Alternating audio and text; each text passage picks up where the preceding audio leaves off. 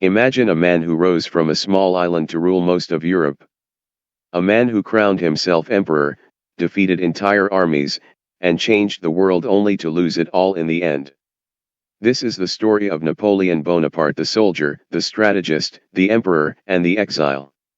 His life was filled with brilliance, ambition, and mistakes that would shape history for centuries. Napoleon was born in 1769 on the island of Corsica, just after it was taken over by France. His family was part of the minor nobility, respected, but far from rich. From a young age, Napoleon stood out. He was serious, stubborn, and obsessed with reading about heroes and battles.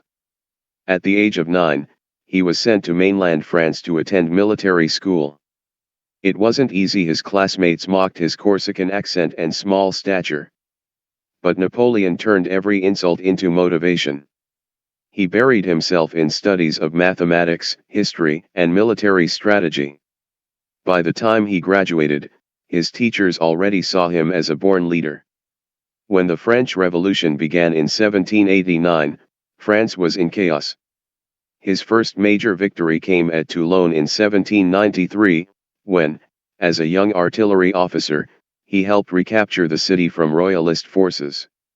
His brilliant tactics caught the attention of France's leaders, and within just a few years, he rose from captain to general.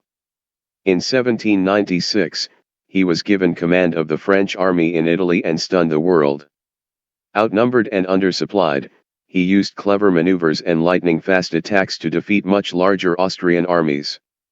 His troops adored him, calling him the Little Corporal. At only 27, Napoleon had become a national hero. In 1799, France was once again in political crisis. Napoleon seized the moment and seized power. In a coup d'état, he overthrew the government and became first consul of France. Within 5 years, he would crown himself emperor. In 1804, in a grand ceremony at Notre Dame Cathedral, Napoleon did something extraordinary. He took the crown from the Pope's hands and placed it on his own head. The message was clear: his power came from no one but himself. As emperor, Napoleon reformed nearly every part of French life. He modernized the education system, created the Napoleonic Code, a set of laws that inspired legal systems across the world, and rebuilt France's economy. Under his leadership, France became the most powerful nation in Europe. But his ambitions went far beyond France's borders. Between 1803 and 1815, Europe was locked in the Napoleonic Wars. Napoleon's armies seemed unstoppable.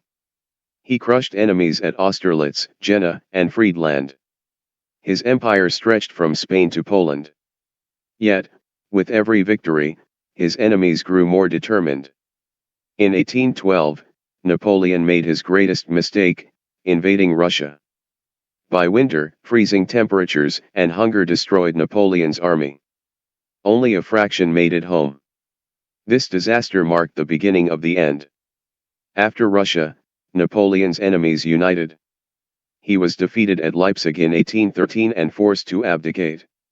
In 1814, he was exiled to the island of Elba, off the coast of Italy. But Napoleon wasn't done yet. In 1815, he escaped and returned to France.